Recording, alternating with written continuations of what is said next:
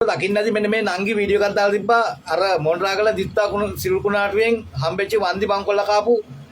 ඒ ආපදා කලබනාකරු එකෙක් කවුරු හරි මොකෙක් හරි කාලකන්ණියෙක් ඒ ආපදා කලබනාකාරත්වය කියන්නේ මිනිසුන්ගේ දුක සැප හොයලා බලලා ඒවා නියම විදිහට වෙන් කරන්න රජයෙන් පත් කරලා තියෙනවා.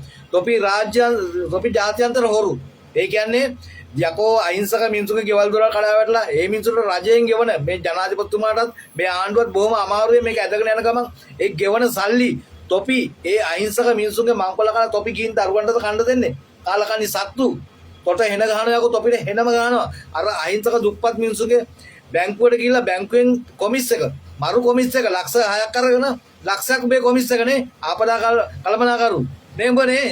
මොණරාගල කාලකන්ණියා යකෝ තොපි දරුවන්ටවත් දෙන්න එපා සල්ලි අරන් ගිහලා කන්න කාලකන්ණි සත්තු එන ගාන තොපිට අනිවාර්යෙන්ම තොට නම් එනම ගානවා මොකද අර අහිංසක මිනිස්සුගේ ගෙවල්